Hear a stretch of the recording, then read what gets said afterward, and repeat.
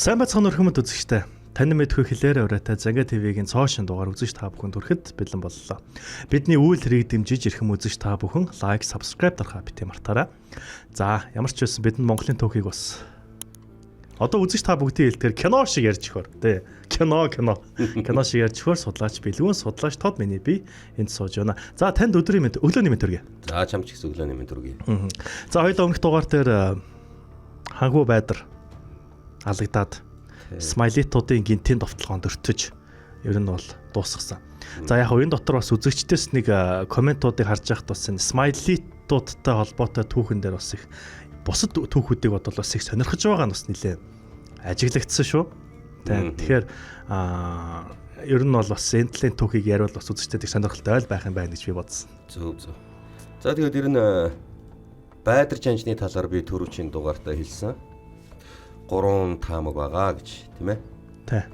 Ахмад Хүүдийн аяндаар Европод байлдаж явж байгаад амьдсан гэсэн тийм мэдээлэл байгаа. Нөгөөх нь Мөнх хааны цаазал үеэр Мөнх хааны тушаалаар цаазлагдсан 3 дахь нь болохоор зэрэг өрн зүгийн дайнд. За аль үгээр нь ч хийж болно. Эрхэм мөндөд сонсогчд, эрхэм мөндөд үзэгчд та бүгд мөн эрхэм мөндөд шүүмжлэгч нар бас өөрсдийнхөө ойлгож болно. Хамгийн гол нь түүх гэдэг чинь яг эндээс нь судлаад явж итэл чинь нөгөө нэг байхгүй болсон хүн гараад ирж байгаа жишээтэй ч юм уу. Тийм асуудал гарна.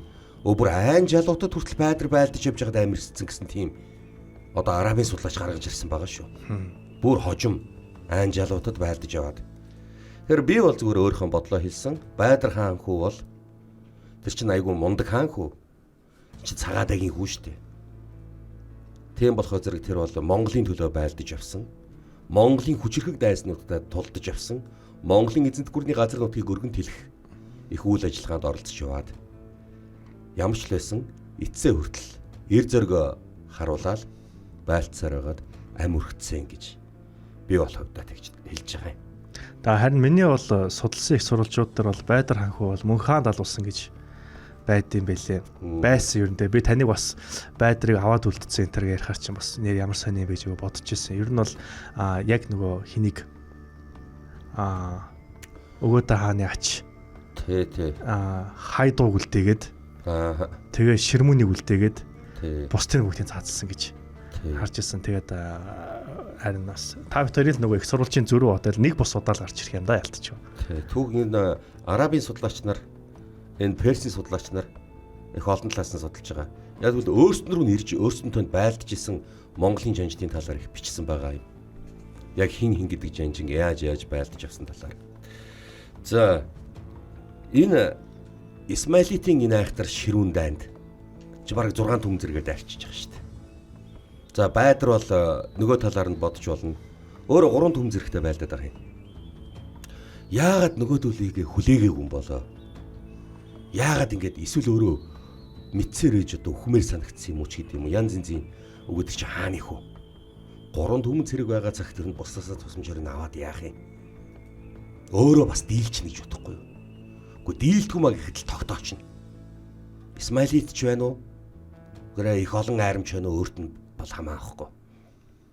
Тийм болохоор байдар бол хойд хэсгийн одоо зохион байгуулалтыг бол ямар ч байсан байдар бол эвдээгүй, бөгөөд сэтэлүүлээгүй.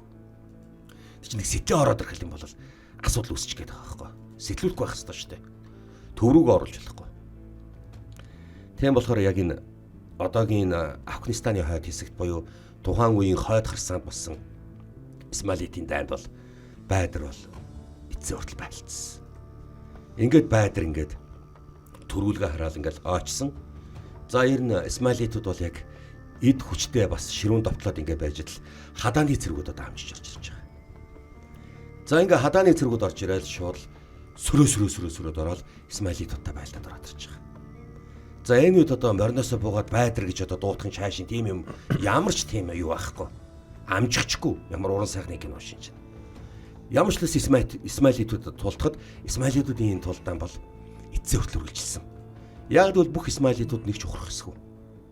Тинчээ тулалдахдаа бүгд өөхөх ёстой гэсэн даалгавартай тулалдаж исэн болохоор үлдсэн хідэн зэрэгүүд нь бараг ер нь 10-20 мянган зэрэг байна уу эсвэл бараг ер нь 30 мянган зэрэг байна уу хадааны зэрэгтэй бол. Яг ан манаач тач үтсэн л дээ. Исмаилитийн удирдах байгаа тэр залуу бол ёстой яасан ч бууж өгөхгүй гэсэн тийм одоо тушаалтай байсан болохоор эцээ хүртэл байлдчихсэн. Бүх одоо хашиштай ачтаа тулдааны өмнө хашиш идүүлсэн байгаа шүү дээ. Шархтахад, цавчуулахад, суманд оногдоход чи хашиш хэрэгэлсэн байгаа юм чи мэдрэхгүй шүү дээ энийг. Ерөөсөө л байлдаал хэд харуулсан байсан чи энийгээ тоохгүй байлдана.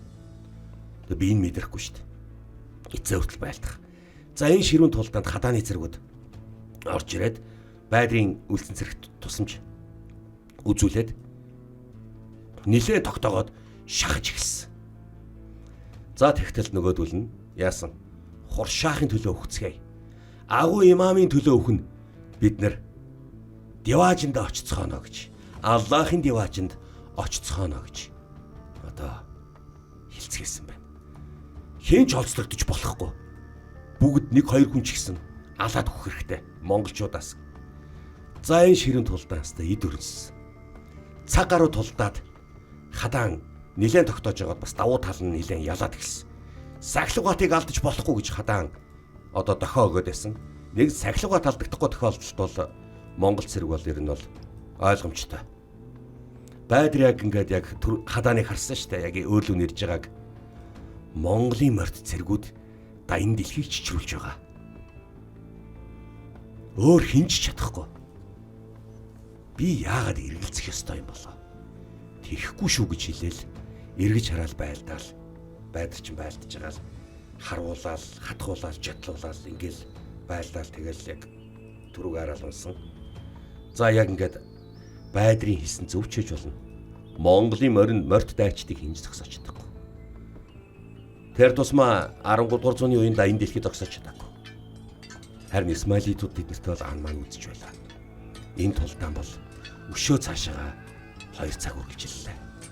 За яг энэ үед бол цахилга баталдаг болохоор хадааны цэргүүд төлөхөд хотолж эхэлсэн. Одоо давшиж Исмаилитуудыг ухраах маягийн ч гэдэм үү, хумих маягийн яг тийм байлдаанаар. За яг ингэ байж итэл чинь хүлээгүй цэргүүд ороод ирж байгаа. Хамжаад ороод ирж байгаа. За бүслээд авсан Исмаилитуудыг. За тэгэхэд бүгдээрээ байлцсан. Одоо бүх байгаа зэвсгээ шидэх нэг юм жижиг юм хар бөмбөлөг шиг юм одоо юм хар олс шиг юмд ингээд холиод нэг ширэм шиг юмд ингээд бооцсон байгаа. Ширэмтэй хар олстой шиг юм бөмбөлөг шиг юм байгаа. Тэрний чинь ингээд нэг өөрийнхөө яг энэ одоо дуулганыхаа энэ хажуудаа нэг тийм билүүтэй юм шиг хавирахад галасж байгаа байхгүй. Хавирлаа галаслаа шидлээ. Тэгтэл өсөлтөгчийг очиж дайсны цэрэг одоо Монголын цэргийг очиод онох юм уу? Эсвэл одоо агаар дээрээ дэлбэрэх, эсвэл морин оноод өөрийн оноод дэлбэрэх. Тэр хооронд чинь бамбаагаараа хаах хэрэгтэй шүү дээ. Хариуд нь догшин шүү шидэх жишээтэй. Одоо энэ чинь хариу дотлохоноо хийж штт. За бүгд өхөн төлөө тулдсан байгаа болохоор зэрэг монголчууд энэ үед бас улаарсан. За ингээ бүр улаараад ингээ дайраад орсон. За сүултээ барыг нь бүгдээрээ бүслэгдээд байлдаад хамгийн сүүлийн цэргийг бол талтлаас нь гэж бүсэлж байгаа. Тэгээд бүгдээрээ чаталж байгаа. Би хүзүү би хааш бэдэ бараг ер нь 10 хэдэн талаас нь чатлаачихж байгаа талаас нь. Эцээ хүртэл байлдлаа шүү. Айхтар тултаан боллоо. Эднүсийг ингэж хойноос гиндүүлнэ гэж бодсонгүй. Чи ингэж бодож ирсэн үү хадаан? Би бодоогүй. Нилээ хохирол үзлээ. Исмаили төшөө хитэн цэрэгтэй бол сайн мэдэхгүй байна. Исмаилитуудын бараг ер нь 60-70 үүрүүдийг бид нар олцоход байна. Өшөө нэмээд олох хэрэгтэй байна. Нутгийн газарчдыг алтан цаа сайрлахгүй төлөв. Ядуу газарчдыг баян болтол нь мөнгөний төлөв. Исмаилитуудын газрыг заавал олвол. Тэгэхгүй бол бид нар цаашаа давшиж чадахгүй. Энд нэг л Исмаилитийн үр үлдээсэл бол тэд нар бидний ардаас сарна. Эсвэл тэд нар хар хорим руу явах болно. Хэд бухаа байна. Хэд бухаа баруун өмчиг үрийг барьж яваа. Түнд мэдээ өгсөн үү? Өгөөгүй. Зөвхөн хойноос арайд ирсэн болохоор зөвхөн баруун талд байсан хадаан эзэн болон танд л энэ мэдээг өгсөн. За. Бүгд ингэ тоол. Цэргүүдийг амраа. Смайлитууд. Нэгжээ үцхэд нэгч зэвсэг болтлоо толтцаасан байх шүү. Маш үнч юм байна. Маш үнч юм байна.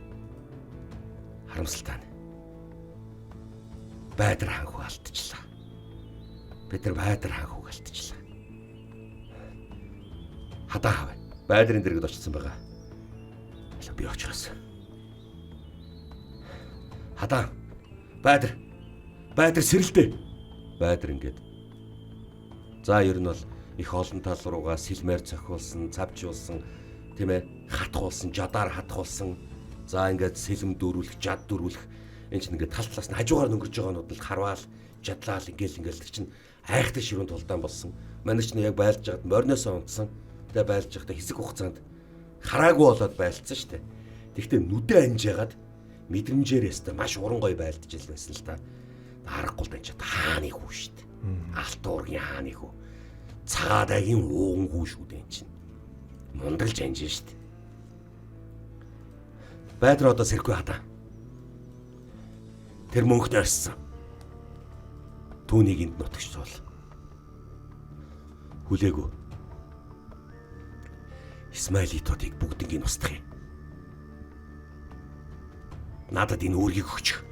Би бүх өөрийг олоод ухаад гаргаад ирье. Би ч гэсэн тэгнэ. Хоёлаа тэгнэ. Бүгдээрээ тэгнэ. Энэ их хадасгатай газар. Хаа нэгтээ эднэр нуугдж л байгаа.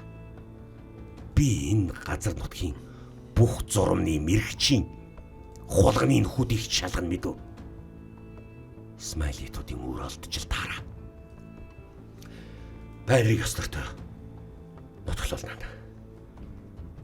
Хойд Афганы нутаг болон одоогийн Ираны зүүн өмнөд хил дээр Байдрыг тэнцэн аль бие осоор нутглуулсан. Бас хааны хүлдэ. Ер нь тэгэд хүний нутагтал одоо ингээд дайн байлдаан гэдэг чинь яаж юм? Хүний нутагтал ясаа тавь шүү дээ. Байдрын талаар бас мэдээ янз янз л байна. Их ховор байна. Нэг хуудас ч юм уу, нэг нүүрч байна. Харин Араб Персийн төвчдөл энэ талаар их сайн дөрвтэй судалсан. Манай Монголын талд үлдсэн нь байхгүй. Устгагдсан шүү дээ. 37-оос 41 оны орд устгагдсан. Монголын түүхийг устгаж исэн он жилүүдэд. Ямар ч лсэн тэгэхэр чин зэрэг бидний түүх бол харьд ус их үлдсэн байгаа. Харийн усыг эзэлж иж довтолж исэн тэр газар нь тэр ард түмэн нас бичсэн байгаа. Ямар ч лсэн Байдар хаан хүү бол баатарлагаар амьдсан. Байдар хаад чигүүрийг уулны өдөртж исэн юм. Тэгэхээр одоо хин өдөрт толж таарч байна. Зүгээрээ. Би үүнийг хэд бухад даатах нь. Эсвэл шонхор даатгана. Шонхор жанжин хүлээгүй хааны мэдэлд хурж ирсэн маш мундаг эрлэг жанждын нэг. Өшөө би жанждынхаа хооронд санал асуулга явуулсан ч болно. Гэхдээ одоохондоо эндээс Исмайлитууд ирсэн болохоор хаан ихтэл Исмайлитийн дараагийн үр бол байж л байгаа. Хэлбрүүсийн их болсон. Бүрэгдийн үр. Аламутын нууцаагүй. Та нар хаана байдаг юм бэ? Хаанаас гарч ирдэг юм бэ? Та нарын нутгийнхаа эзэд нь болохоор маш нууц нарийн замууд, нарийн жимүүдийг бүгднийг мэднэ. Та нас яагаад андгаатан гаргаа зөрчсөн юм бэ? Та насыг чормог жанжин жолоогүй. Байжууг ер нь умардын жанжнаар нь умард хязгаарын одоо хойд жигүүрийн жанжнаар тавьсан ч яах вэ? Шонхор байжуу хэнэгийг нь сонгосон ч болно. Хэд бухыг сонгосон ч болно. Юу ч гэсэн би жанждын хилцүүлэг явуулна. Заавал болохоос. Энэ нутагт ямар ч Исмайлитийн нэг ч үүрүүлдэх хэсгүү. Нутгийн газарчдыг авчир. Би хэлсэн шүү. Ядуугуйлагчны ч гэсэн баян чинэлэг болтол нь алтын өг. Тэдний газарчч бид нарыг хүргэж өгнө. Тэгээд миний зарилгийг тараа. Бүрэгдийн өрүүд тэртээ тэргүнд олдох нь хүлээгүй эзэн надад олдох нь ойлгомжтой учраас олдохоос өмнө бууж өгвөл амийг өрчгөнө. Хэрвээ бууж өгөхгүй бол би олсон цагтаа бүгдийг ална гэж тараа. Персийн нутгаар тараа. Хорсааны нутгаар тараа. Дарданелийн хоолон гантиг тэнгисээс Амударья мөрөн хүртэл миний зарилхийг түгэ. Ойлголоо. Хүлээгүй эзэнтэй. Заавал олно доо. Олох ёстой. Тийхгүй бол эднэр Багдад, Дамаск, Аюубид болон Аббасидийнхэн эднэрт найдаад байна. Баруун зүгийн туршуул ирлээ. Оруулах. Хүлээгүй эзэнтэй. Аббасидийн Угсааны халиф Мустасим, 2 дугаар Мустасим Багдадыг захирж байгаа. Тийм ээ. Тэр тань захирагдахгүй гэдгээ хэлэн Хуршахт 1000 илжиг алт явуулсан байлаа. Шүү гинэ. Гэхдээ тэгээд хитгэн жилийн өмнө хар хоримд яах гэж тэрний төлөөлөгчд хурж ирж миний хаан ахт үнчээр амлдаг байна. Эднэр ер нь Аллах Тэнгэрийнхаа хуулийг зөрчөөд байдаг юм уу? Эсвэл хүн чанарынхаа үүднээс хуулиа зөрчөөд байдаг юм уу? Агуу имам ертөнцийг удирдах байгаа болохоор гэж яриад байгаа. ертөнцид хоёр удирдагч байхгүй. ертөнцид цорын ганц Монголын хаан л удирдана. Дайм дэлхийг Монголын хаан захирна. Өөр хинч захирахгүй. Дээд тэнгэр ингэж таалсан. Монголын хааны таантай захиргаагийн булаацалдаж байгаа имамыг дор нэлрүүлэн ал. Яахаараа хоёр удирдагч байдгийг. Хуршах. Чамайг би нэг заавал илрүүлгээс. Гадарчдыг гадарсаагүй танд бол туршуулаар явуул. Ингэж байхад чинь юун Багдадыг эзлэх. Энэ нутгийн бүх бүрэгдийн үүрийг ол. Олоогүй нь толгоогүй. Хатуу сануулъя. Ойлголоо. Хүлээгүй эзэнтэй. Байдарт зориулж гашуудал 7 хоног бол. Энд цэргүүд амраа. Харуул хамгаалтыг чангадаг. Бүрэгдийн үр алдчил таараа. Бүрэгдийн үр алдчил таараа. Хүлээгүй аа. Хорсааны хойд хэсэгт ингэж бодож байлаа. Хаан хүү хүлээгүй. За олохгүй л болвол болохгүй. Нэгийг л үлдээвэл яах вэ? Хаан дайвалтай шүү дээ. Өөрөө хараасаа хусуулна. Эсвэл хаан дайвалтай болж байгаа. Тэгэд бас энэ яагаад ингэж бүрэгдийн өрөө хойноос яваад байгаа вэ гэхээр угаасаа хүлээгүүд цэрэг үгээ явуулж байхдаа мөнх хаан тусгайлан зарлиг болгосон тэр Смайлитэл нэг талыг нэг шийдэх нэг устгаадах гэдэг юм. Бүр тусгайлан хэлж явуулсан гэж бүр түүнд итсэн байгаа. Тэр Багдад, Сир, Дамаскын султан бол хамаа алгаа. Энэ бол зүгээр л нэг номерт энэ Исмаилитуудыг л олоод. Тэгэд уусаа тэр султанууд чинь мөнхийг хаан ширээнд сухад нь үнчээ илэрхийлээд л байгаа юм. Очиж илчээ явуулсан шүү дээ. Гэхдээ тэгээ ягаа хуршаахт яадаг вэ? Гэхдээ бас л өөрсдөө бид нар л ирж гин гэж бодоод. За одоо ингээ асуудал ингээд үүсчин гэсэн үг шүү дээ. Монголын эзэнт гүрний Алс баруун хойд хэсэг ижил мөрөн Улгчи хааны өргөө. Канрадаас мэдээ байна уу? Ариун ромоос мэдээ алгаа. Эзэнт минь. За. Ариун ромын эзэн хаан агуу Фридрих. Тэр бол яг Гавьята хаан байсан. Түүнийг залгамжилж байгаа Канрад бол нилээн барын ууртай, арслангийн зоригтой. Бас үнэг шиг залтай нэгэн амтан байгаа та. Надад илчээ болж албат харьяат болыг ээгүй юу? Үгүй ээ. Тэгвэл яагаад Батхаанд би таны шонхорчин ч болъё гэж өөрийн биеэр илж явуулж Батхаанд хэлж исэн бол Батхан тэнгэр тайлаад удаж байна. Гэхдээ зөвхөн Батхаанд л хэлсэн. Танд бол хэлээгүй. Түүний хүн танд одоо хэлэх нь бас л юу л бол та тэгсэн мөртлөө яга ариун руу амраа очихгүй юм бэ? Сартаг эзэнтэн очиагүй. Одоо таныг явах болов гэж авах бэрх хүртэл хүлээж байна. Бүх авгуудыг хүндэх хэрэгтэй. Бэрх, Шибан, Шинкүр бүгд л ариун руу явах гээд байна. Та тэгтэл тийшээ болох тушаалахгүй байх юм. Гуйлгчийн Европын юуг нь сонирх юм бэ? Тэднээс юуг нь татвар татах юм бэ? Гэхдээ газар нутгаа өргөжүүлээд хилчгэл юм бол улагчийн эзэнтэй авах татвар арай л жоохон төлхөө байх усуу. Айтлах л тариачд. Дундад Азийн баян орнуудыг тонж исэн бол өөр хэрэг. Гэхдээ тэд нар чинь бүгдээр л нэг хашаагаар хашаалцгаацсан л аваад ах юм байхгүй л байлаа шүү дээ. Яагаа ойлгох юм бол.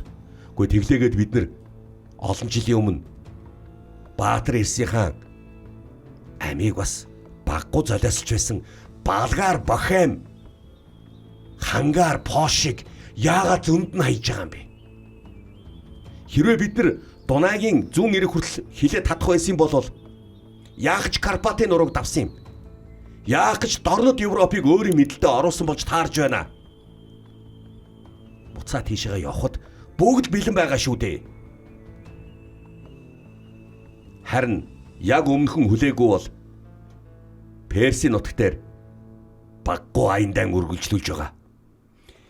Тийшээгээ Исмаилитуудыг болон Багдад, Дамаскийг буцсахад тус болохын тулд манай 3 хаанхуу тийшээ явсан. Бүгд л дайнд оролцож байна. Бид дахиад Поланд хүртэл давшиж ил да. Ядаж Балгаар хүртэл давхий. Улагч эзэнтэй. Энэ талаар бодё. Юуг нь бодох? Цаан чи Невагийн Александр хүртэл хүлээж ядаад байна. Москва танд татвараа хангалттай төлж байгаа. Руусчууд таны тугны дор, таны удирдлагын дор хүлээгээл байна шүү дээ. Мөн авга нар ч нүлээж байна.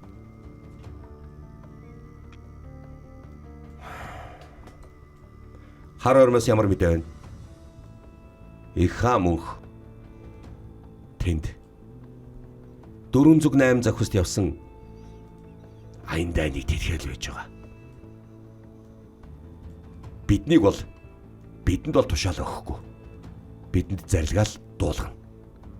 Харин Бат эзэнтэн мөнх эзэнтэн хоёрын хоорондох тохиролцоо байгаа болохоор бид нар тустай байгаа. Улагч эзэнтэй. Та одоо энд суугаад айлгүйнийг бодох бах. Ариун хүртэл явъя. Батхааны хүслийг биелүүлье.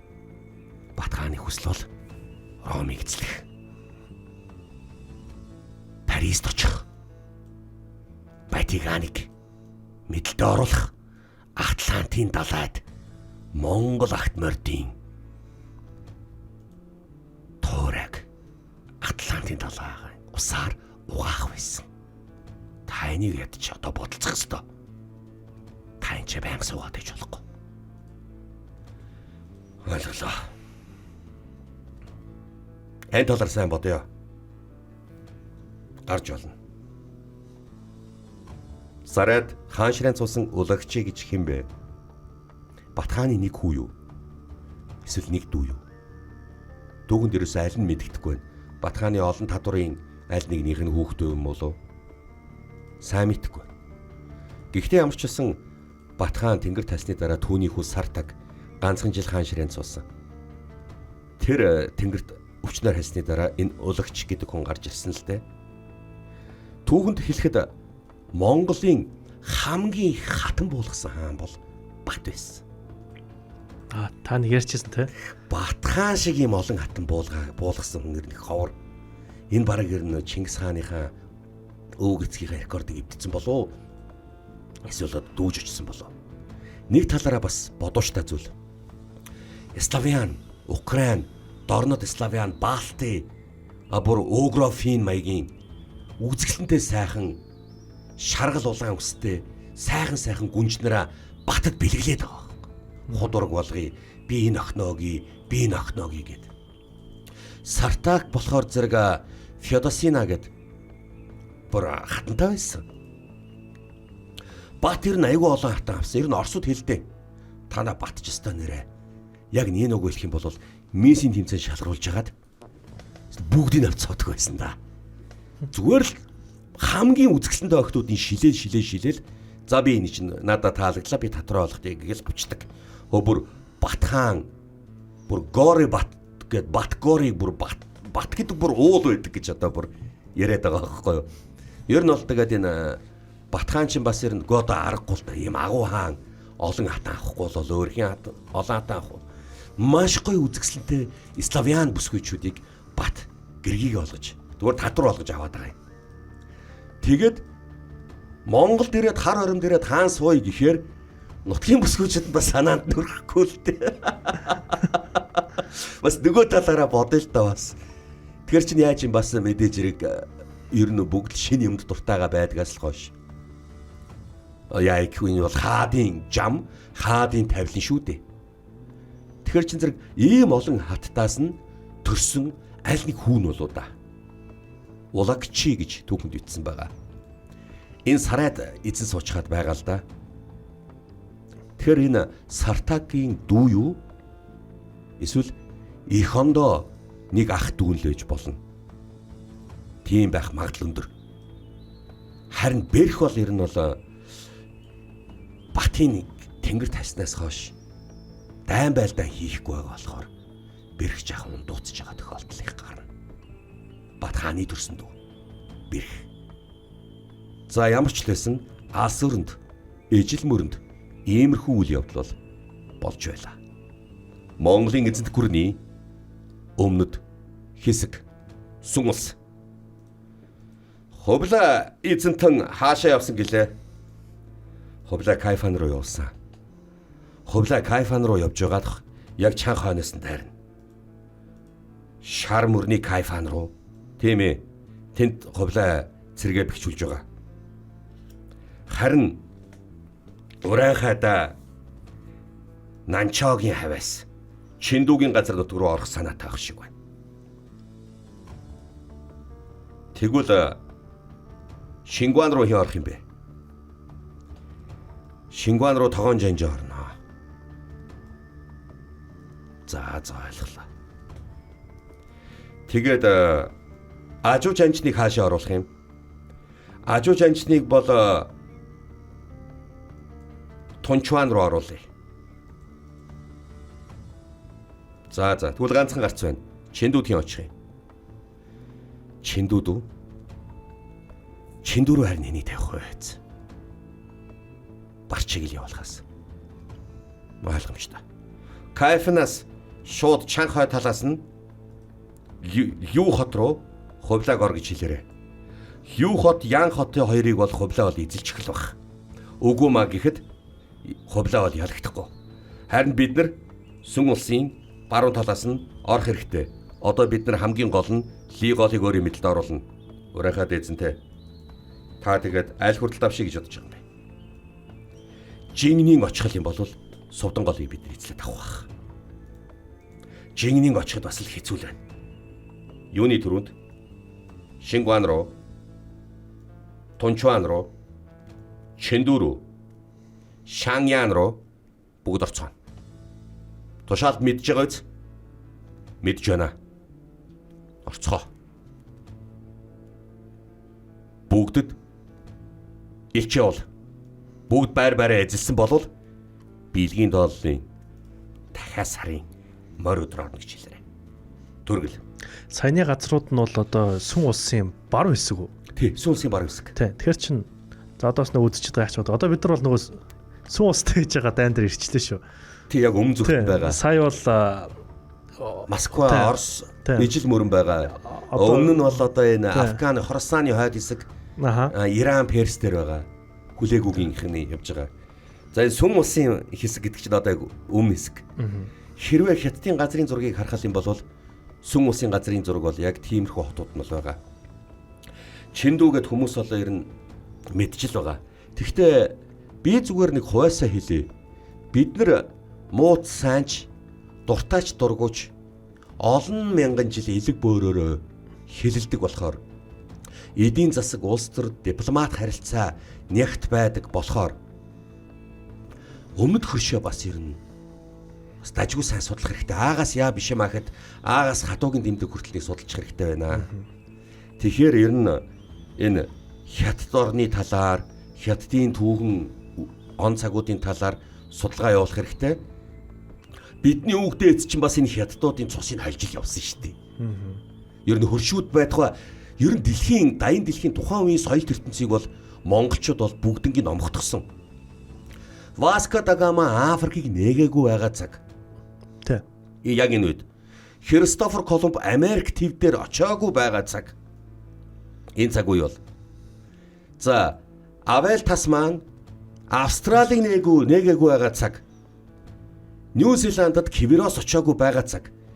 Джеймс Кук дэлхийн бүх твийн зураг зүг гаргаж ирээгүй байгаа он жилүүдэд тухайн үеийн соёл ертөнц нь ерөөсөө л сүм улс мөн Араби ертөнц тэгээд Араби ертөнцөөс соёл авдаг харанхуй Европ байсан. Монголын эзэнт гүрэн бол Евразийг дамналдан хэлэлж бүгднийг номготгож заграгаанд оруулсан нүүдэлчин эзэнт гүрэн байсан. Тийм болохоор тухайн үеийн соёл тусуудыг монголчууд бүгднийг номготгож исэн цаг.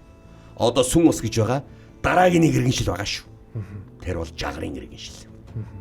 Эртний монголоор жагарг нь одоогийн хэлээр Энэтхэг үз. энэтхэг. Яг ийм байгаа. Бүгдээрийнхэн талаар судалгаа авсан байгаа. Сүм улсын баруун хэсэг бол яа харахгүй энэ Дайлын улсыг эдэлж авсны дараа Нанчогийн замаар орж ирэх ёстой. Урайхада жанжин үүгэр орж ирнэ. Шингуан Тогон жанжин. Шингуаны цэргүүд харуулууд нэнчээ байгаа. Гэхдээ эдгээр сая 500 гаруй цэргүүд тавьсан мөртлөө хаанаас оруулж ирсэн мэддэхгүй байна. Биднээсийг нэгдсэн газар хүлээж иж болох юм. Эхлээд Шингуаныг оруулъя. Тэгэд Шаньян руу хэн орно гэлээ. Хөөе. Шаньян эхлээд Шингуаныг эзэлчихье. Шаньян руу одоо яг нэг өгүүлэх юм бол шулуух хэлээ. Тийш оролдог жанжаа алга байна. Тэгтээ хамгийн чухал газар. За. Тэгвэл одоо нааша мэдэрсэн чинь орё л доо. Тэгье. Шингуан хотын бэглэлд Тогон жанжин орж ирлээ. Монголын эзэн хаан мөн хааны царилгаар бууж өг. Бид нар өөрийн хаандаа захирагдж байгаа учраас та нарт бууж өгөхгүй. Бид нар энчээ 50,000 харуултаа байна. За. Одоо орхоос. Анс шидэгчдийг бүгдийг авчраарай. Харав. Ойлголоо.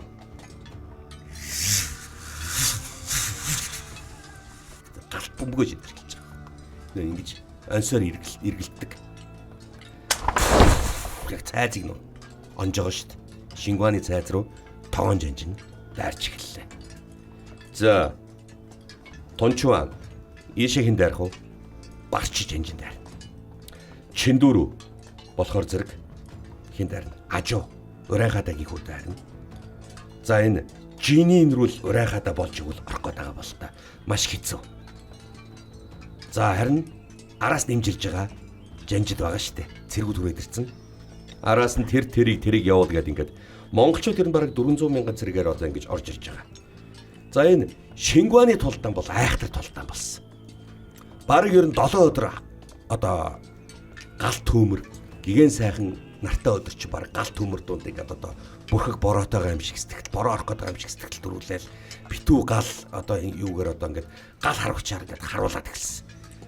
За ингээд одоо хэрэм цайз нь ингээд нураад эхлэхээр зэрэг Тогон жанжин уугаа ингээд арай дотор нь ороод бараг бүтэн одоо нэг өдөр тэр дотор тултан хийж ийж Шингуаныг өөрийн мэдэлд оруулж исэн болол яг энэ үед Тунчуаныг одоо барч жанжин Чиндүг Урайхадагийн хүү Ажуу нар ингэж одоо дайрч алчиж байгаа. Харин тэр Шангян руу хэн орох вэ гэвэл тийшээ Баян жанжныг оруулъя гэж хэлсэн. Баян жанжин бол ер нь 2 өдөр маш сайн тулалцсан нийцэд бол орсон. За тэгээд Күй хотрын яг энэ ойрхон тулж ирэхэд Сүн улсын зэргүүд эднүсийг ухтаж авна гэж тооцсон байлаа. Хобила хаана вэ? Хобила кайфэнд байгаа. Аха. Явдгүй бахта тэндээс. Хобила явдггүй. Хобилаг бол ерөөсөө шуудхан хэлэхэд ойрхон байгаа энэ Лю хотыг эзлээч, Ян хотыг эзлээч.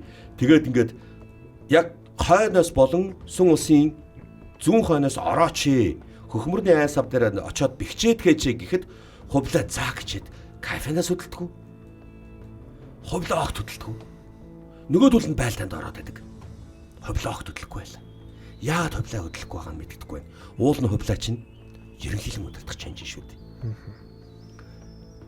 Хэнхэн Сүн ус руу явуулахыг, хэнхэн араас нь явахыг мөн хааны зарлиг гарч чаад байхад чинь Хобила яагаад аа мэддэггүй байна. Хүү хот. Монголын эзэн хаан мөнхийн зарлигаар түүний төрсөн дүү Хобилагийн элч Хүү хотыг найр тавьж өгнө. Бидний хаан ямар ч ласан эзэж болохгүй л гэж хэлсэн. Хүү хотын гадаа Хобила цэргээ тавьчаад байлаа. Хобила эзэнтэй бүх чанжид тулдаанд оцоосон. Одоо бидний орох цаг мөн үү? Бид яагаад орохгүй юм бэ? Хүлээзнэ. Би их хааны тэнгэр язгууртаа алтан ураг таны өмнө мөхс боол билээ л дээ. Гэхдээ танд би нэг юм хэлэх гэсэн юм. Урайхатай жанжин өөрийнхөө ажуутайгаа хамт тулдаанд орж байгаа. Тэд нар Чиндүг мөн Жинин рүү дайрч байгаа. Борч жанжны ач хүү барчи Тунчуан руу дайрч байлдаж байгаа. 3-4 өдөр зовж байлдаж ээж Тунчааныг мэдлэлд оруулж байгаа. Надад тийм мэдэрсэн. Шингян руу тогоон жанжин орсон. Одоо Күй гол дээр, одоо Күй хот дээр, хөхмөрн дээр маш их зэрэг тэднийг ухтан байлдана. Шангян руу Баян жанжин орсон. Гэхдээ яагаад та одоо болтол Хүү хотыг, Ян хотыг эзлэх байгаа юм бэ? Би танд заавал хэрэггүй л дээ. Гэхдээ та торгон асар дотор хэдэн өдөр магчаан жидэж архиух юм бэ? Шолоохон хэлэхэд та энэ дайнд Сүн улсын өмнө зүгийн дайнд ирснээс хойш миний харж байгаагаар цэргүүдийн шивэр авир шимэлдэж байгаагаар та жинэмчээд байна шүү дээ. Байлдах ёстой шүү дээ. Хобила эзэнтэй. Би байлднаа. Гэхдээ тэгээд бусд маань байлдаж яхад та хизээ байлдах юм бэ? Би байлдана л гэсэн бол байлдана. Алуу энэ шивгчин нэг аяг чимэгтэйг оруулаад ирэх. Нэг үзэсгэлэнтэйг нь оруулаад ирээ. Алуу нэг сархад аялаадах. Ингээд чийчгс надтай суугаач. Өрн зүгийн улаан дарс өөрийн нутгийн айрагтай хольж байгаад уухад ямар сайхан манараад аз жаргалыг мэдэрдэг гэж бодно. Тайм болж байна. Ялалт байгуулчаад ингэлдээ. Таны авгаах өгөөдөө яг л ингэж явсан шүү дээ. Тэглээгээд их том алдаа гаргасан. Зүгээр би нэг сайхан дайнд орохынхоо өмнө найрал гэдэг үстэй.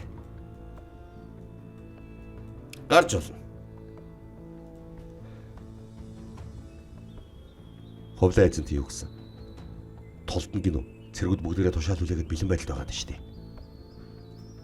Ховлаа эзэнт тушаал өгөхгүй байна. Тэгвэл цөмөрөө өөртөө Лю Ян хотыг эзэлчих үү? Тушаал зөрчин шүү дээ. Тушаалаа өгчөөд энэ дотроо хэвтчихэл хамаа алга л да. Тушаалаа өгөхгүй шүү дээ. Бусд манд ч байлдчихдаг. Ойлгох юм алга. Би ер нь ховлаа эзнийг ойрын үед төрлөрлжээд байна гэж бодоод байгаа шүү. Чимээгүй. Толгоог болгоч дутаа юу? Яадгийн үнэл юм чинь. Бид энэ ч байлах гэж ирсэн биз дээ. Өрөөгөөд баян, ажуу, тогоон, барчиг бүгд байлдаж шít. Ховлагийн мэдлэлд хамгийн халуун тулдаанд нь орж хамгийн том гавьяаг нь байгуулцгаана гэж ямар их найдаж байв.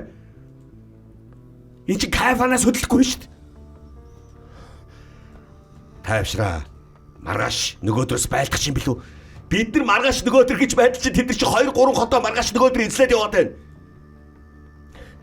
Мэдэх юм алга. Урайга даруй жанжин руу илчээл ховлоо хөдлөхгүй байх гэж л. Ойлголоо. Ядаж юу Ян хотуудыг эзлээд авъя л да. Сүм улсын зүүн хойд зүгийг амархан харагдаад байна шүү дээ.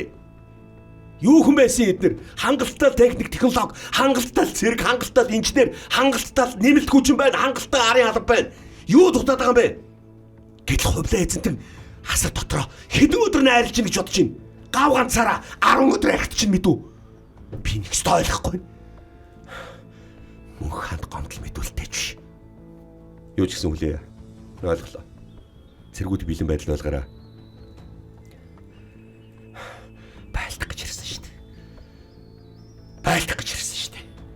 За энэ удирдлаганд байгаа жанжингууд нь бас нэг жоохон асуудал гарлаа. Энд ч одоо хоорондоо өрсөлдөд байгаа хүмүүс хүмүүстэй байлдаад байгаа юм бо. Үгүй энэ хувлагийн удирдлаганд байгаа энэ шадрууд нь дайрах гад байдаг. Хувлаа байлддаггүй. Ааха. Тэгээ нөгөө хэд нь ялаад байгаа харахаар байлдаад байдаг. харамсаад байгаа юм уу? Байлдмаар байна шүү дээ. Байлдах гэж ирсэн юм байгаа өстэй тансгалах гэж ирсэн биш.